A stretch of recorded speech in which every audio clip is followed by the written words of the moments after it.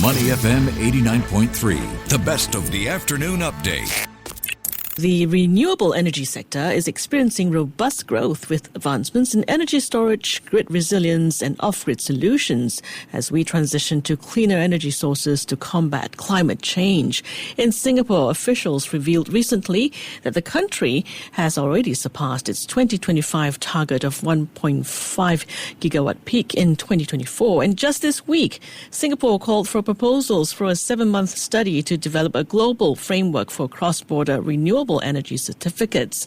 The aim is to gain recognition from international bodies like RE100 and the Greenhouse Gas Protocol, enabling RECs from cross-border clean power projects in Southeast Asia to count towards corporate renewable energy claims and Scope 2 emission reductions. Executive Director at leading clean energy solutions provider EDP Renewables APAC, Filipa Ricciardi, joins us now to discuss the evolving landscape of renewable energy in Singapore and the region, the role of innovative storage solutions, and how sustainable infrastructure can empower communities. Filipa, great to have you on the show. EDP Renewables APAC is part of EDP Renewables, which is the world's 4th largest renewable energy producer. Welcome to the show. Thank you so much, Lindley. Good to be here. Now, I understand that in Asia Pacific, EDP Renewables has a committed solar capacity of more than 1.6 GWP, which I would think is in line with the company's plans to invest up to 10 billion Sing dollars by 2030 to establish a clean energy hub here for this region. So lots happening in this space. Catch us up on the latest initiatives you're working on. So we're definitely growing very fast in the region, and APAC in particular is probably one of the regions where we expect the most amount of growth globally, not just for EDP, but particularly for this side of the world. The growth is tremendous, and that's probably the biggest trend that we see in the market. We have a very vast footprint across 10 different markets, and obviously we will be growing very strongly in Singapore, where we have a very solid presence, but also in Australia, Japan, Vietnam, we have also a very strong presence. So we will continue to accelerate the deployment of renewables here in the APAC region. Obviously, APAC is the newest platform for EDP, and we are smaller in size when compared to the US and Europe, but APAC will continue to contribute very heavily to that growth.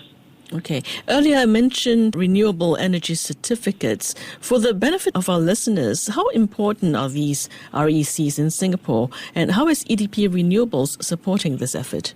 So RECs are extremely important for companies that are RE100 and want to testify that they are decarbonizing.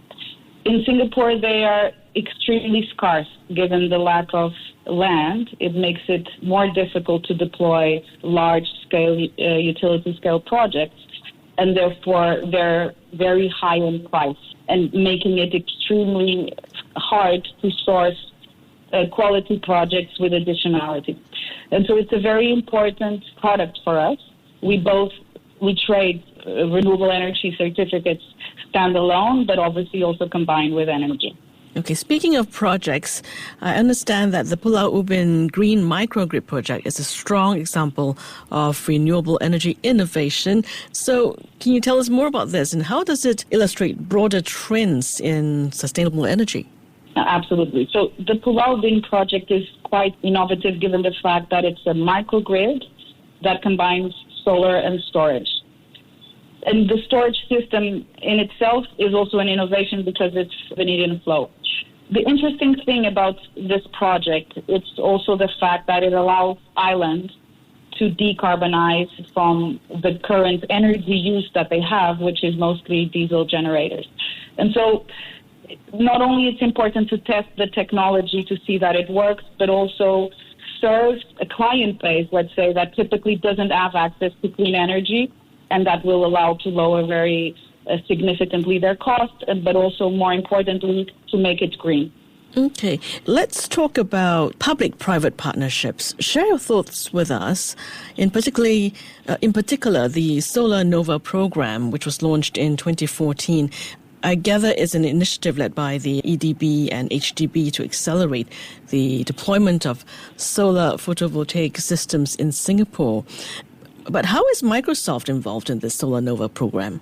So the Solar Nova programs are extremely important for Singapore to help to decarbonize the grid. Microsoft is the off-taker of the energy and the green energy certificates for Solar Nova 8 that has been awarded to EDP. So our company has a very important presence in the Solar Nova programs. We have participated since before the Solar Novas were launched in the HD programs, and we keep deploying, investing very much in the Solar Nova programs. So what we always need when we participate is to have an off-taking on the other side. And in this case, Microsoft has signed a 20-year PPA with us here in Singapore and is our partner in developing this project from the off-taking side. Okay. Filipa, what lessons can be learned from, successful renewable energy projects that can be applied across other areas, other remote or underserved areas across this region? The first part of your question, I would address that Singapore is quite innovative and unique on how it has been accelerating renewables by the government taking a very important step on making auctions happen. So I think first and foremost, having government support to greenify and to launch more sustainable initiatives is absolutely key. And I think that's what we advocate across the board, that policy frameworks and regulations support us. The second element is to have fast permitting also in place to make sure that if we want to go at the speed that the climate change is requesting, that the teams and the entities that need to permit the process are ready for that task. And so both of these elements, I would say, are absolutely critical to continue to invest and to accelerate. And here in Singapore, I feel, compared particularly to other countries in APAC, that the public support and the engagement of the government has been fundamental. Wonderful. And, we haven't really talked about renewable energy storage. What are some of the trends around this area? So energy storage is becoming absolutely crucial in renewables, given the fact that as you deploy more solar, and APAC is very predominantly solar in some countries where you don't have wind, it becomes crucial to stabilize the intermittency. And so we are starting to see that there's some auctions starting to come coupled with storage, and clients also are requesting that stability. And so it's becoming more and more relevant to be able to offer a product that is much more stable and firm, and you can only do it with solar by combining it with storage. Okay. What role does it play in terms of transforming, in our transition to cleaner energy sources? So traditionally, the way the large off-takers consume the energy is in a pay-as-produced form, which means during the day when there's a lot of sun, they will consume that energy. So the role that storage will play will be that it will much more stabilize the energy generated because it will be combined with storage to the needs of the client, so that the client is able to go for a one-stop shop for a firm energy source rather than having a very strong peak during a period of time where it might not require so much load, but then stabilize it throughout the day, or other periods where it requires more demand of energy. Are there any challenges with such renewable energy storage approaches? So I think the challenges with storage first is in some countries regulation. In Singapore particularly, I would say space. It requires space to deploy a storage facility, and let's say we were to deploy it on an HDB, it has some concerns even from a regulatory perspective, where could it be located? But generally speaking, the world is transforming itself to better understand the product. It's in some countries it's commoditized much faster, and I do believe that if we have this conversation in a year's time, we will be having much more storage operational across the region so that we can overcome the challenges that are from the fact that it's a new technology in play.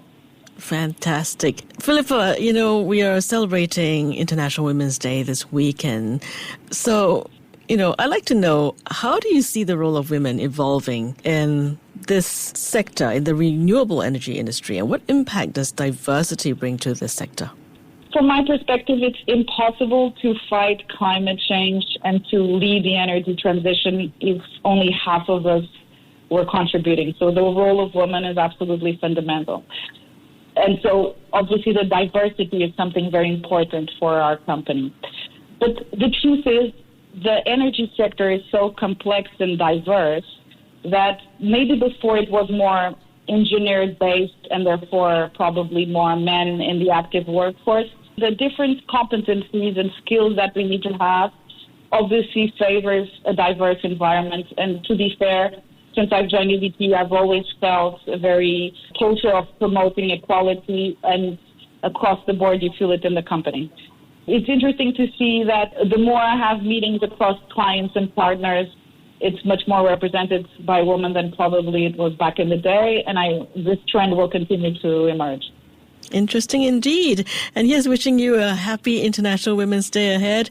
Thank you so much for your insights today, Filipa. Thank you so much, and wishing you too. Thank you. And she is Filipa Ricciardi, Executive Director at leading clean energy solutions provider EDP Renewables APAC. To listen to more great interviews, download our podcasts at audio.sg or download the audio app. That's AWEDIO, audio at the App Store and Google Play.